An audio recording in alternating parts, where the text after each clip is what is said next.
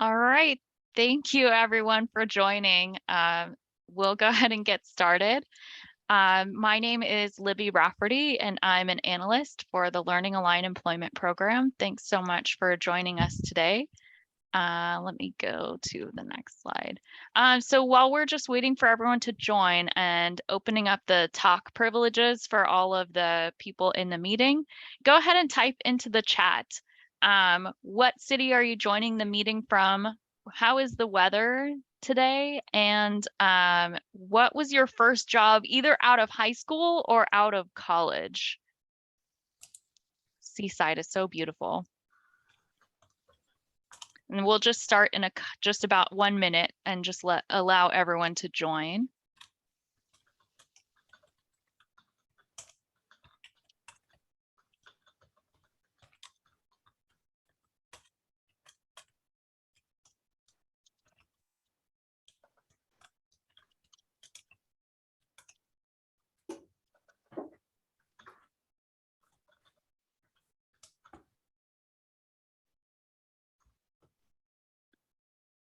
And if you get a message from me that I'm asking you to unmute, you actually don't need to unmute. It's just because I'm clicking on your unmute button on accident.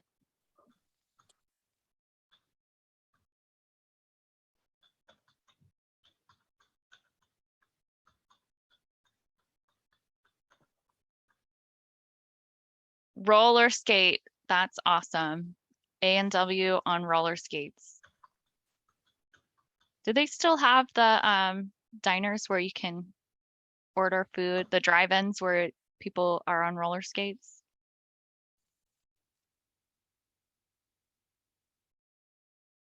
Oh, Sonic, great.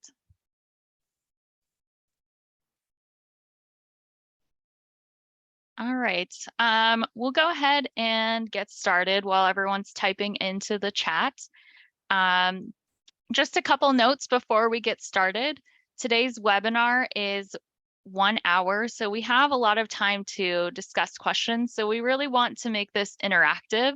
So if you have a question while we're going through these this information, go ahead and either type it into the chat or you can type into the Q&A, and we will do our best to answer your questions during the presentation. If we don't get to your question, I've added our email address at the bottom of each slide. So our email is lape@csac.ca.gov, and you can always email us and we can get back to you via email as well.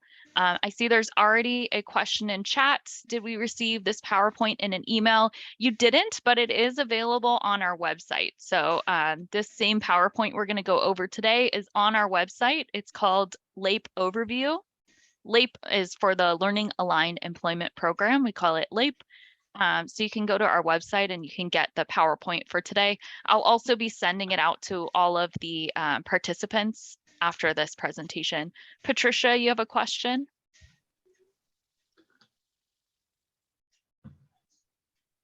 Maybe I was just hovering over your name. Sorry about that. Okay, we'll go ahead and get started. So I think Chewy's going to kick us off with some overview information about the program. Hello, everyone. I'm Chuy Cáceres, an executive fellow for the California Student Aid Commission. Thank you all for being here. And so I will be covering the first portion of the webinar.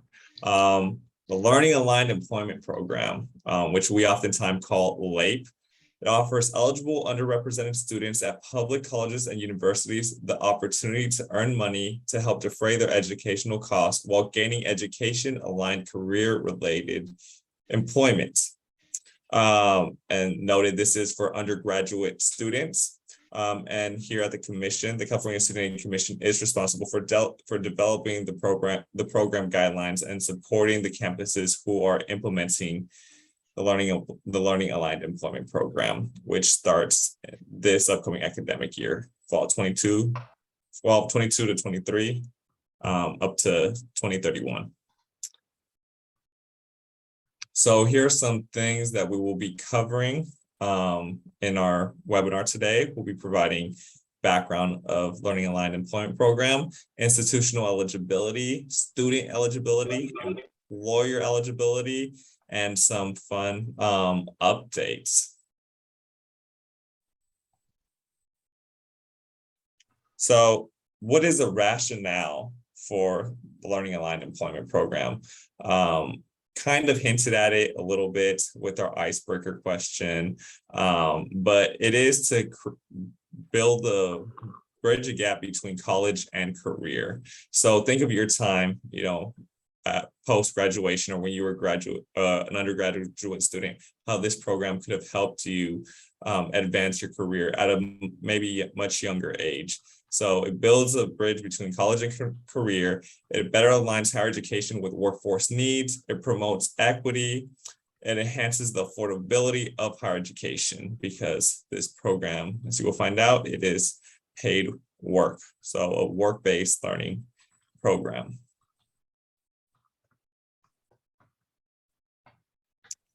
So the funds for the Learning Aligned Employment Program, between investments made in 2021 and those proposed in this year's state budget, $500 million in state funds will be allocated for the Learning Aligned Employment Program. $200 million were invested last year in last year's budget, and we estimate that another $300 million will be coming in this year. Funds will be allocated to institutions based on their proportion of Pell Grant recipients, which I will cover in a couple of slides later. And funds will be available to participating campuses until June 30th, again, of 2031.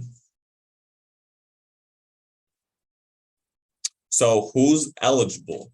Well, it is the public colleges and universities, to put it briefly, but the University of California, so the UCs, the California State Universities, so the CSUs, and the California Community Colleges. Those are the institutions eligible to receive Learning Aligned Employment funds. But before participating in the program, each institution must sign an institutional agreement with the commission. So this is not an automatic enrollment. Each institution needs to sign an institutional agreement with us, with the commission, if you wish to receive the funds and be a part of a great program. So the agreement, before participating in the program, each institution must sign the agreement with the commission, and the institutional agreement can be found on our website. So when you receive the PowerPoint or the PDF of this presentation, you could click on the link or simply go to our website, ca.gov/LAEP, and you can find all sorts of information, but especially the institutional agreement. When you get to the institutional agreement and you go through it, a signature from the president or CEO or chancellor of the institution is required for the agreement to be valid. So if we receive an agreement that doesn't have that required signature, it is void or incomplete. So each agreement must have that signature. And very important right now, the institutional agreement, which we also call the LAPA, must be returned no later to us than by June 30th of 2022. So we have 26 days left. So time is ticking.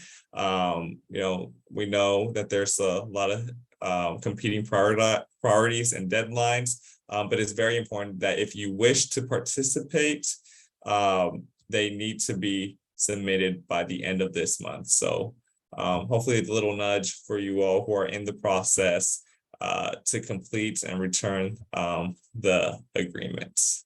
And I don't know if I'm missing any questions, Libby. Is there anything I missed or? And no, again, these think are we all got them digital. all. Yeah. Yeah. A really good question about whether a school can apply as a district and submit an application as a district, or sorry, I should say an agreement, or if it has to be per college. And so it's answered in the chat. It has to be per college. So the district, each college in the district can elect to participate, but it can't be a signature through the district. There is also a question in terms of the communication and if it was sent out to the president or VPs of student affairs about this deadline. We have communicated with like the CSU, top people there and the community college system, the UC. So the head people do know. In terms of more at an institutional level, we have tried our best to communicate with the career service and financial aid folks. Libby, I don't know if you have more information on that. Yeah, thanks, Chewy. One of the challenges that we've had with this program is that up until now, most of the programs that the commission administers go through the financial aid office only. And so we do have contact information for financial aid directors and the staff in the financial aid office, but we don't really necessarily have the communication, the contact information for example, vice president of student affairs on your campus. And so if you did want us to send something to your VP of student affairs, you can send us their email address and we'd be happy to reach out to them directly. But otherwise, I think a lot of the information is being filtered through the financial aid office and just people who have heard about this program. So that's a really good question. And as Chewy mentioned, we've done our best to reach out to the financial aid directors and career center directors about this program. But if you think that someone on your campus needs to be more aware of this program, that would definitely be at the campus level. We'd appreciate you forwarding that information on. It's a good question. Really great question.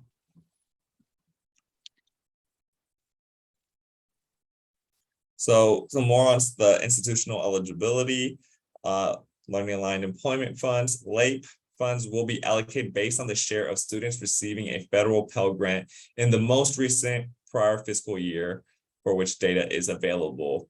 And that year is 2020. So as you see down below, we have breakdown distribution of that, what that 2019-2020 Pell data looks like. And very key important parts about the funds is that institutions may use up to 5% of their funds for administrative cost allowance. However that may look like, you may use the 5% funds to hire someone strictly for this program, maybe partner with a philanthropic organization or multiple neighboring institutions to hire one person for a large region. So there is a lot of flexibility in terms of what you all can do with the 5% of allocated funds. But again, the 5% is there for administrative costs. And that is, I believe, my last slide. Is there, if anyone has any questions about the 5% funds or the Pell data? I wanted to highlight a couple different questions. So one person asked whether the amount might change each year based on the Pell recipients. And yes, the amount each year will not be the same. It will always be based on the most recent Pell data. So as Chewy mentioned, right now we're using 2019-2020 data. Once the 2020-2021 data becomes available for all recipients, then we will be using that data. So it could change year by year.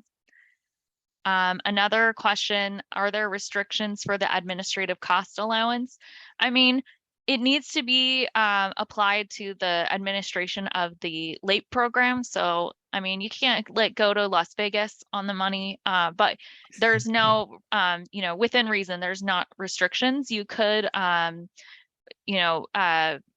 maybe go in with another school in your district if you're in a community college district, or in your region if you wanted to, for example, put the money together to hire someone to administer the program, for example, that would be fine.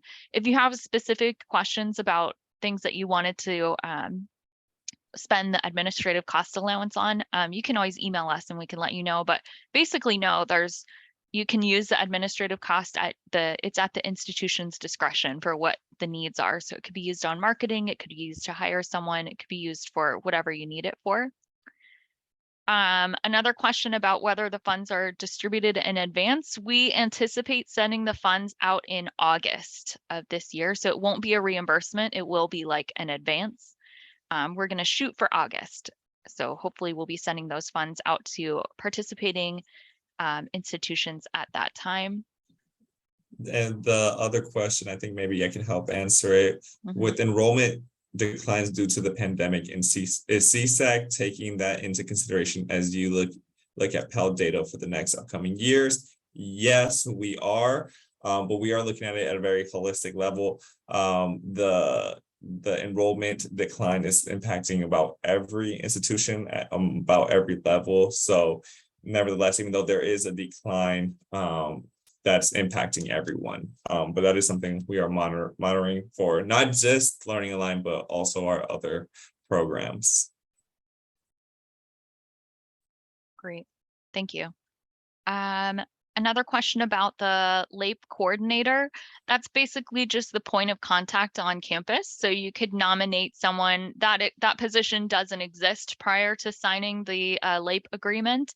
The LAPE coordinator on the agreement is just the one point of contact. And one of the questions that we've had from employers that we've spoken to so far is that we nominate one person on the campus that employers or the commission can reach out to, rather than having to try to approach the entire campus and try to figure out who they should talk to. So that's the point of having that LAPE coordinator. The responsibility would be that's the person that will contact about this program on campus. And so you could nominate someone now and change it later. It's just the person that we're going to contact about it. So let us know if you need to update that as well. The other question, are unspent funds rolled over, or are there penalties, future allocation reductions for not spending? That is a great question. Currently, no, we do not have any penalties for if you all do not meet a certain standard.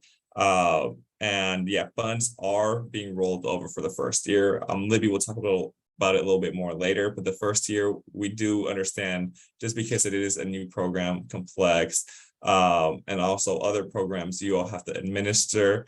The commission, we are being very lax in terms of what the program implementation will look like. So the first year we're kind of calling it almost an experimental year. Where institutions, have that time to develop, reach out to employers to plan and coordinate what this program will look like. So we don't expect each institution to, have 100 employer connections the first year. So no pressure, I think, in terms of that. What we do want to pressure you all is to get that institutional agreement turned in, because again, that first year is very experimental. All right, and I think the other questions that I see we're about to go over now, so I'll go ahead and move on with the presentation. So a couple of I saw some questions about the unspent funding. So the maximum hours that a student can work in this program and the maximum compensation that the student can earn are set by the institution. And those would be included in an employer agreement, which we'll talk a little bit more about in a future slide. The funds are going to be allocated to institutions at the beginning of each academic year. And so I mentioned we anticipate sending those funds in August. The unused funds will be rolled over to the following academic year. So as Chewy mentioned, there's no penalty for not spending all of the funds each year. It rolls over until the end of the program in 2031. Institutions are strongly encouraged but not required to award academic credit to students participating in LAPE. So we know that it may be difficult to award academic credit for a new type of class or a program. So that's definitely something to keep in mind for the future. One thing that we've been telling schools about this program is that we understand it's not going to be all set up in the first, in the next couple months. So we do understand that it's going to take time to develop this program. So that's something that you could think about is ways to award academic credit to students who are participating in a LEAP position so that they can work toward their degree while they're earning the funding for school. Institutions will be required to report data. We're working on the data reporting requirements for this program, but basically institutions would need to report how much of the LEAP funds that they're using, how much of the administrative cost allowance they're using, what was the population served, and what types of employers did students work with, which again, we'll talk about in another slide. But some of those data points that you will be required to report. Okay, and I wanted to answer one question that's related to Pell before we move on. The allocation is based on Pell recipients, so not a Pell awardees. So it's based on Pell recipients, not awarded Pell grants. That's a really good question. All right, let's talk about student eligibility. And I might kind of go a little bit quickly through these slides to leave time to answer questions toward the end of this presentation. Students must be from an underrepresented background. We'll talk a little bit about that on the next slide. And they also have to satisfy all of the following criteria. So the student has to be enrolled at least half-time, so it could be full-time or three-quarter time as well, except for the summer term, and I'll talk a little bit more about that in another slide. The student has to be a California resident. The student needs to maintain SAP, or satisfactory academic progress, as defined by your institution. The student must have demonstrated financial need, and for this program, that just means that the student can't be over-awarded, but there is no minimum financial need for this program. So that might depend on the student, or that might be something that at your institution you set at a certain amount that students need to hit before they're able to participate in the program. There's no program-wide minimum need for this program. And students also must be eligible to work in the US. So a lot of people ask, does that mean undocumented students can't participate in this program? Undocumented students can participate, but students have to be eligible to work in the US. And so for undocumented students, that generally means that the student must be have DACA status and be eligible to work in the United States in order to work in this program. So I think that answers some of the questions. Will the positions offered through this program need to be improved by CSEC prior to the start of the program? No, the institution will actually be the ones approving those positions. That's a really good question. Half-time enrollment question. Half-time enrollment is defined by your institution. You're required to define that when you applied for Cal Grant participation, for example. So it'd be your institution policy on half-time enrollment. There's no set half-time enrollment status for the entire program. Good question. Okay. Yeah, and Jerry, sorry, I'm not sure if it's Jerry. I think it's Jerry. You mentioned that's a really good point that it needs to be coordinated with other aid and so that the student isn't over awarded. So that's a really good point that this counts as income. And so it can affect the student's other types of aid. So that's definitely something to be considered. I think that's a really good point. All right. Oh, interesting question. Is there a limit to how long a student can participate in LEAP? No, unless the institution sets a limit. You definitely want to take into consideration what's in the best interest of the student. Another question that we often get is whether a student can work federal work study and this program and the Dreamer Service Incentive Grant program at the same time, for example. There's nothing to prevent that, but I think that would be a really, really, really difficult semester for that student. So if they're half-time enrolled, I don't know how much more time that the student has to do a ton of different programs. So something to think about when you approve that student to work in that position. So we'll go ahead and move on to the next slide. So this gives more information about underrepresented. So I'll go ahead and give everyone a few seconds to just read that over. Libby, I think we have questions in terms of if it is considered income, which I can, but I think you go better, and I can answer, but you could go better in that about. Sure, yeah. So this is income. So the student will receive a paycheck and the student will get a W-2. So this is considered income. And it will affect other types of the students' other types of financial aid. So I hope that answers your question. And thanks, Chewy, for letting me know. All right. Another question, how will students be placed in a late position? Will there be an application? There's no application on the CSAC side. However, I think some institutions are planning to have an application just so that it helps them to identify students who are eligible for the program. So you could elect to have an application on your campus, but there's no CSAC application for this. And so we'll talk a little bit more about the position. So I'll go ahead and wait until the end of the presentation. We do have an FAQ document posted on our website that you can take a look at. And this recording may be posted on our website as well. We'll see. We do have another recorded webinar though. All right, we'll go ahead and talk about underrepresented students. And so students must meet one of these descriptors in order to participate in the program. So they definitely don't need to be all of these things. The student just needs to meet at least one of these descriptors. And I want to point out that low income students are included, and that would likely be one of the biggest groups that would participate in this program. So if the student's low income, they don't need to be first gen college student, for example, or current or former foster youth. So additional information about each of these groups will be in the LAPE handbook that we're hoping to post within the next couple weeks.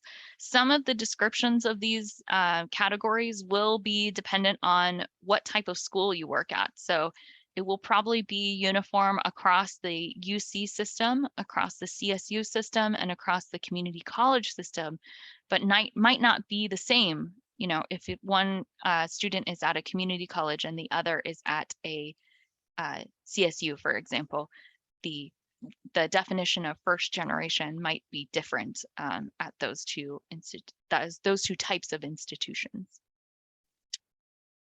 All right.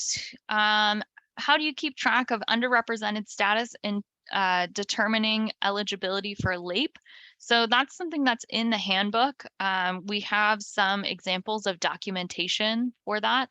Whether that's kept at the at the financial aid office or the career center is up to the institution. So it's up to your institution and how it's easiest to administer the program.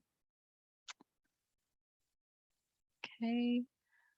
Someone pointed out that from a student perspective, this application seems to penalize students for working. The income will be counted on their aid application. Right. Yeah, so that's definitely something to keep in mind, is that this does count as income.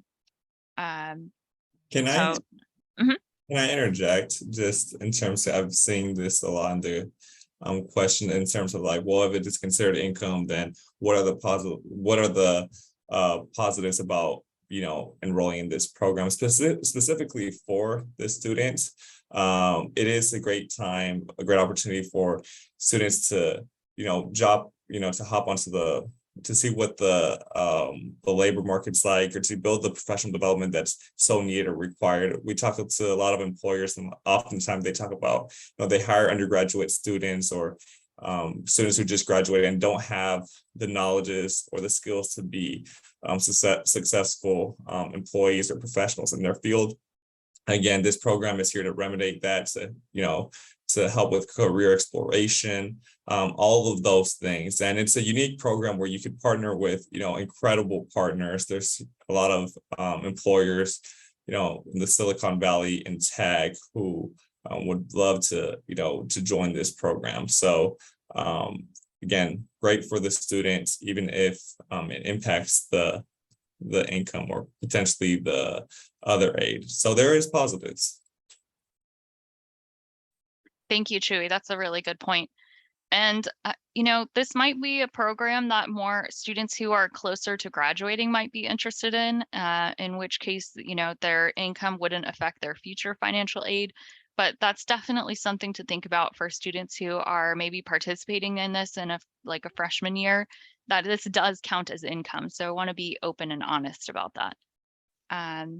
So I think a lot of people, yeah, a lot of people have some really good points about that.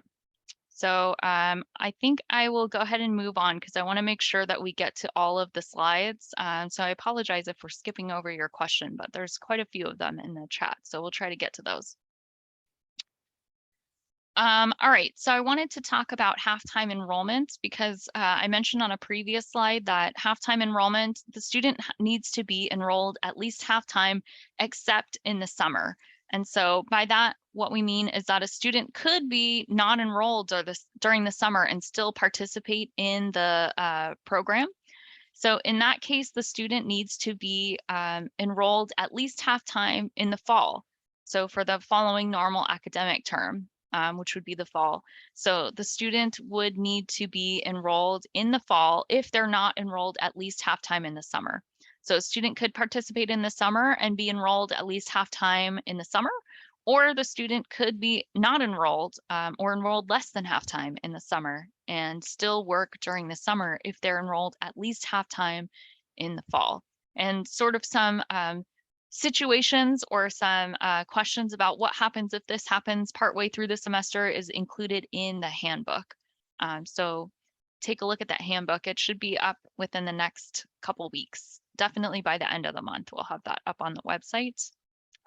I also wanted to mention that we have a great work group that involves some staff from the community college, UCs, and CSUs who've been working a lot on getting some of these questions answered and developing FAQ and a handbook for this program. So definitely want to give a shout out to our LAPE work group. They're awesome. And they've really helped a lot in getting some of these questions that you're asking answered so that they're ready for you when you have this program at your campus. All right, I want to talk a little bit about student prioritization because we did mention that one of the goals of this program is to promote equity. Students from an underrepresented background who meet these priority groups should be prioritized for participation. And I'll explain what that means in a moment. So first-gen college students, current or former foster youth, and students who are homeless or at risk of being homeless should be prioritized for this program. Further prioritization goes to students who are in a STEM discipline. So this is a way to ensure that students from these groups participate in the program. So how does this work in practice? So if you have a limited number of positions or a limited amount of funding, these students must be included. So I think this probably won't be a big issue in the first year because we're allocating quite a bit of funds for the first year to help institutions get started. So you shouldn't really have limited funding for the first year. And you also, I think it would come up more if there was a position where you have maybe an employer who agrees to interview 10 students. If you've got 15 students who are interested in the job, then these students should be included in those 10 who get an interview. It doesn't mean that the employer has to hire those students. The employer still gets to choose who they hire, but students in these groups should be definitely given the opportunity to interview, for example. And so that's what prioritization means. It doesn't mean that you have to force the employer to hire specific students, and that's not what prioritization means. It just means those students should be given an opportunity to apply for these positions. Okay, and I'll try to take a couple questions. I can send out the listserv address, or maybe Chewy or Judy, if you could put it in the chat, this website where people can sign up for the listserv, or, if we have time at the end, I was going to show you the website, so I can show you that then as well for the listserv. Good question. If our college doesn't participate this round, will there be another opportunity next year? At this time, no. So at this time, institutions must participate by June 30th, 2022 in order to participate in this program. So that's the answer right now. It could change in the future, but at this time, institutions have to be participating by June 30th, 2022 to participate. And there won't be an opportunity to participate later. The money does go to the college and the college pays the student. So we'll talk a little bit more about that next. A lot of questions about employers. So we'll go ahead and move on to talking about employers. So there's 3 types of employers that are eligible for this program. Just on a basic level, it's the institution themselves, K through 12 schools, and then private companies or private organizations, either for-profit or nonprofit. So I'll talk a little bit more about each one. An institution itself can be the employer or a research center at an institution. So basically that's also the institution, right? Itself can be the employer for this program, but the position must provide the student with a direct opportunity to participate in research. So I know that that puts an extra burden on community colleges or institutions where there's not a whole lot of research going on campus. I do want to point out that this research doesn't have to be scientific research or STEM research. It could be any kind of research. So you could be researching literature if you're an English major, or you could be doing research on classroom teaching methods if you're a teaching student, for example. So there are a lot of different types of research depending on the major that the student is in. And so that research would be supervised by either a staff member, a faculty member, or maybe a an off-campus mentor, some person who is supervising that student's research. So it doesn't include research that the student is doing on their own for researching their major or something like that. So it needs to be the student needs to have a direct opportunity to participate in the research at the institution. Another type of employer is a K through 12 school or schools operated by school districts, county superintendents of schools, the Department of the Youth Authority, or the Department of Education. So that's basically K through 12 schools. So really good opportunity for, I think we mentioned earlier that this is for undergraduate students or students who are in a teaching credential program. So that could be a great option for students in a teaching credential program. And the last type of employer for this program is a non-sectarian, so non-religious and non-political organization or corporation capable of providing this it gets wordy. So it needs to be capable of providing the student with a full-time job or capable of connecting the student with someone else who could provide them with a full-time job after graduation. So I think most employers should meet that, that standard, but that's something to keep in mind that they need to be capable of providing the student with a full-time job after graduation.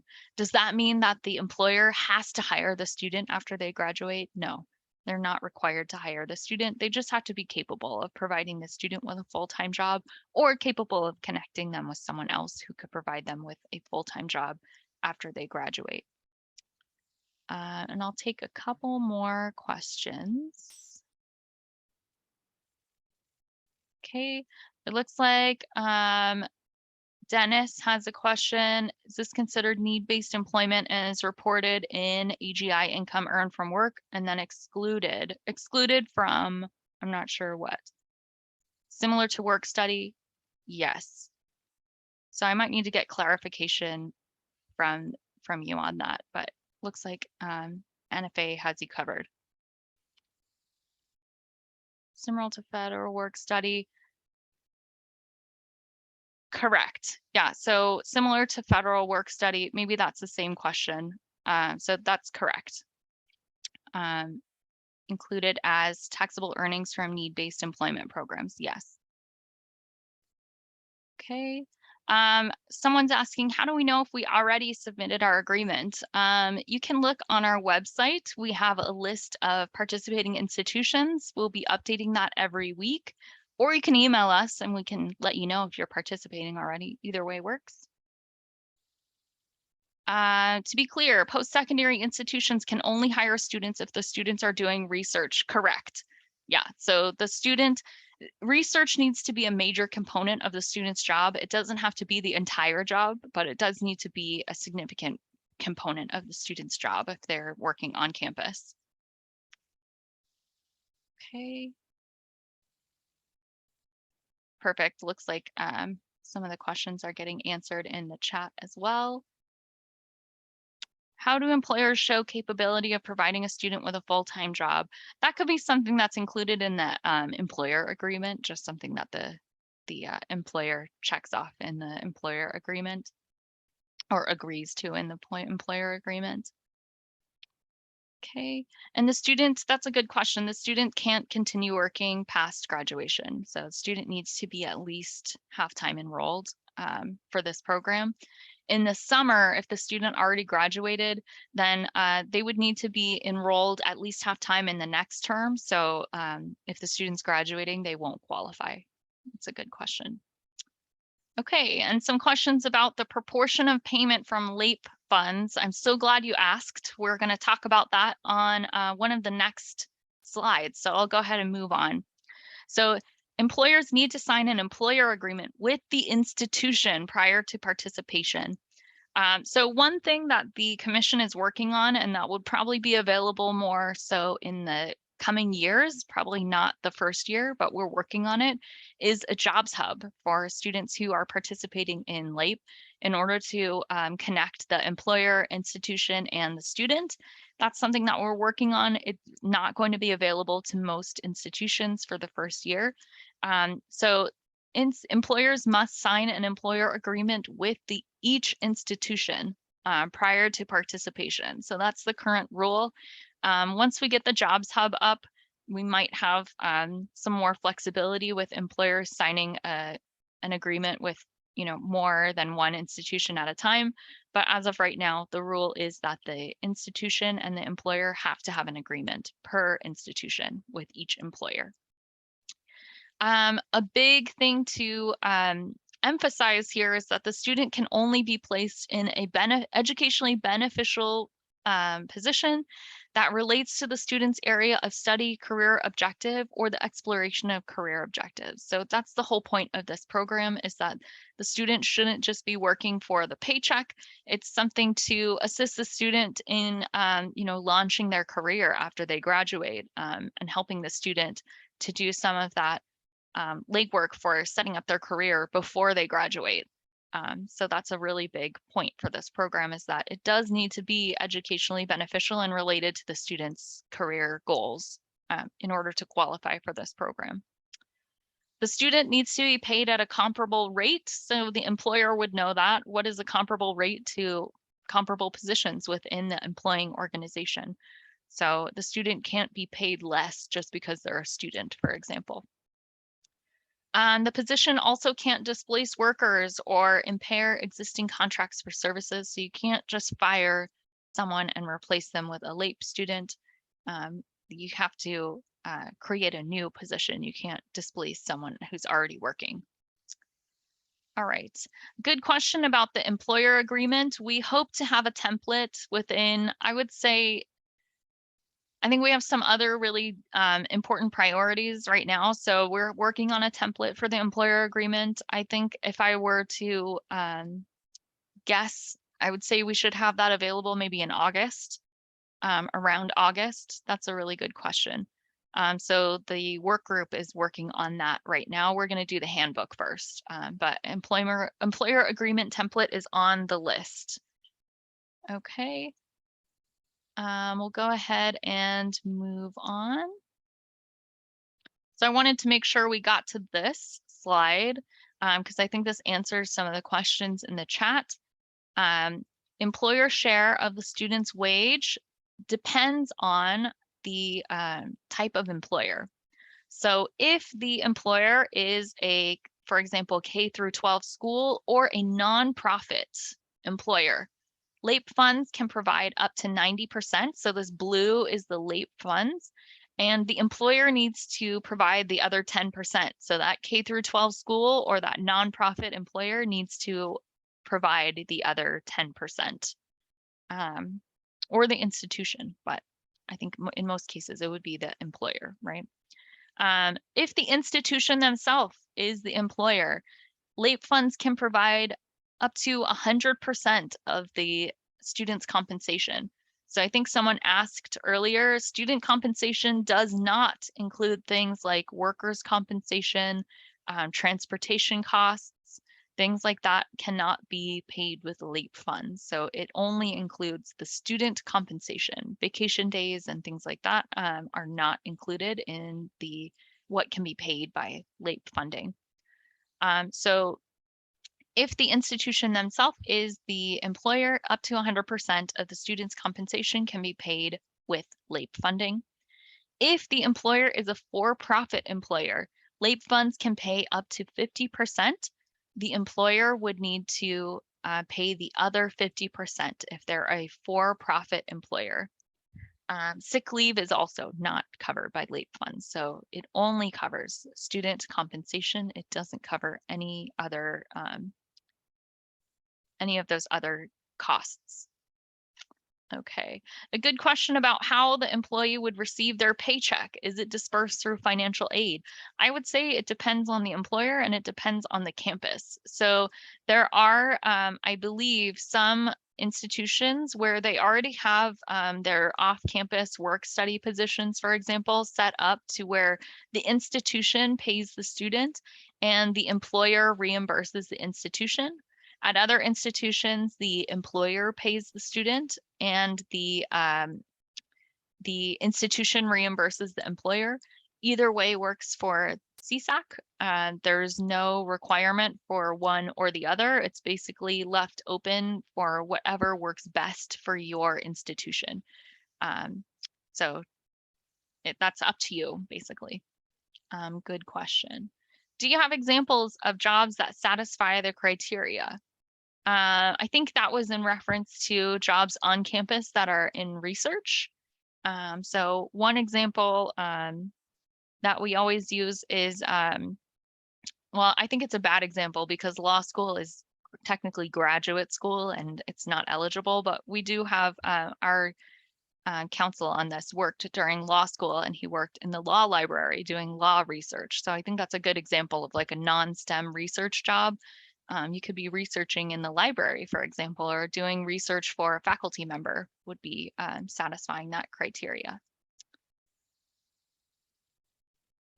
Okay, a good question about UCs employing a community college student. So as of right now, we've gotten that question a few times where a student is working at a different institution.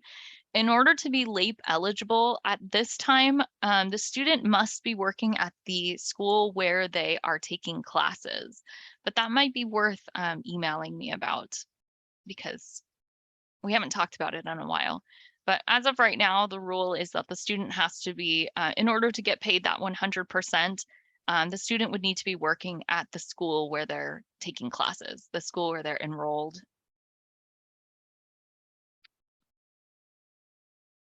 Okay. All right. So I'll go ahead and looks like I might have missed a few questions. Workers' comp.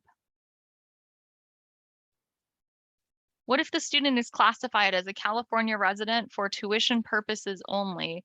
So I think maybe you're asking, oh, maybe, yeah. So if the student is classified as a California resident and that meets your institution procedures, then that student can be considered a California resident for the purposes of LAPE as well.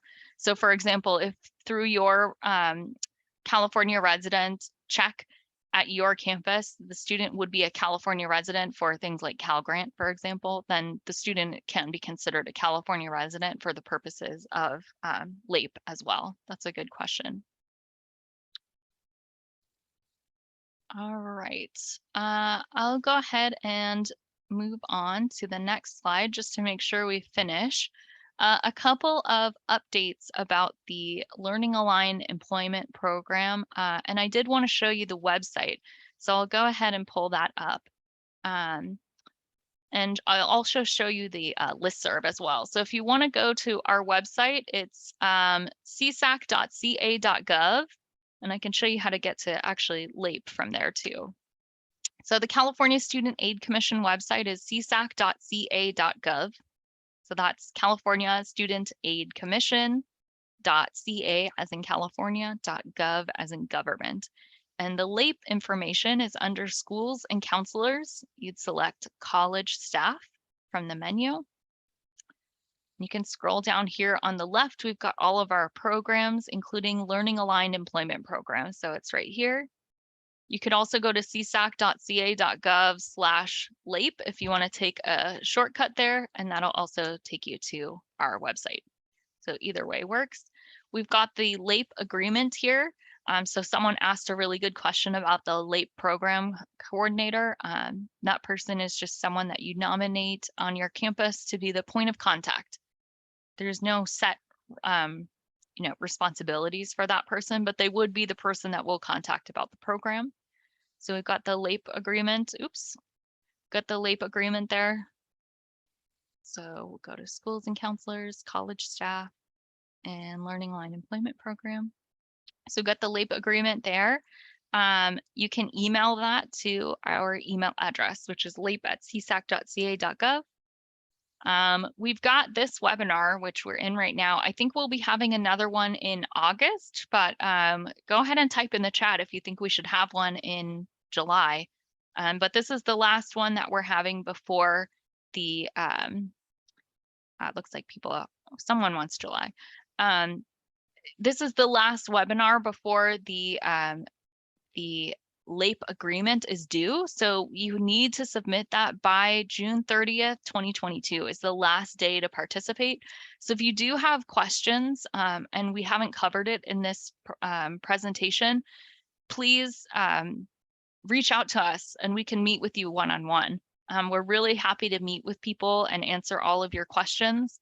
But I would do that sooner rather than later, because I think coming up to June 30th, we're going to be really, really busy.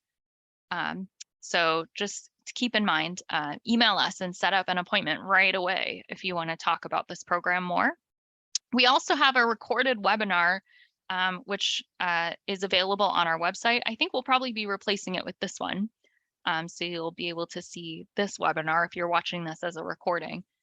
And we also have a lot of materials that are available to institutions, and that's thanks in large part to our great work group who's done a lot of work on behalf of institutions for this program so far. Sorry, this is kind of small. I can make it a little bit bigger. So we do have a flyer for institutions, so you can take a look at that. And if you have, maybe you wanted to route the agreement and just have a really quick read for example, the college president to understand what this program is, we have that up. We have a general overview, which is basically this program, right? This webinar that we just did. So it's basically the exact same PowerPoint that I'm presenting at this moment. We have the FAQ document available. So it's 4 pages of a lot of the questions that were asked in this presentation. We're continually adding to that. And so if you have a question that is not on here and you think it should be added, go ahead and email us, because we'd love to add it to our FAQ because we want that to be helpful. We also have a list of participating institutions. This is as of last Monday, so we haven't updated it yet this week. So we'll be updating that tomorrow. We have some additional institutions that are participating, but you can see who else is participating. That should be up on our website, updated probably by tomorrow afternoon if you wanted to see if your institution's there. Otherwise, you can always just email us if you have a question. There's also some information about employers, more information to come. For example, that template for the employer agreement is something that's coming up. So we will be posting additional information. And then we also had a roundtable convening if you're interested in seeing some of the employer perspectives on this program from that meeting. You can take a look at that. So that's the LAPE website. We're continually updating it. One last thing that I do want to show you, since a few people asked, is how to sign up for the listserv. So if you are looking to sign up for the listserv, this is where we're going to tell you. So go ahead and go to csac.ca.gov. It can be on any page. You're going to hover on schools and counselors and click on communications. Okay, and if you wanted to see previous communications that have gone out, we have two types: grant operations memos and grant special alerts. If you're not signed up to receive those bulletins, you would go to subscribe to a listserv. And here you're going to type in your name, your email address. I'm pretty sure that everyone in this is probably not at a high school. I think this is mostly colleges. So you would just check off those two college options. You could really just check off one or the other. It doesn't matter, but you can just go ahead and check off both just in case. And if you would like to, you can sign up for additional lists like Chafee or whatever you're interested in. And then you just have to prove that you're a human. So go ahead and click I'm human, do the CAPTCHA and hit submit, and then you'll start receiving our memos and alerts. For example, we did send out an alert earlier this year about the Learning Align Employment Program back in April. And so you can take a look at that. We also have the Learning Align Employment Program Agreement up on our website. So all of those are available on our website if you have questions or want us to see those. Excuse me. Okay, we'll take a few more questions before we finish up.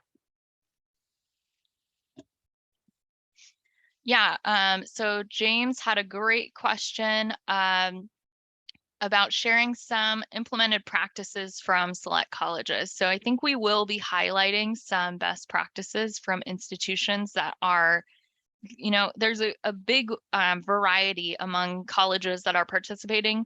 Some colleges, don't have anything set up yet, which is totally understandable.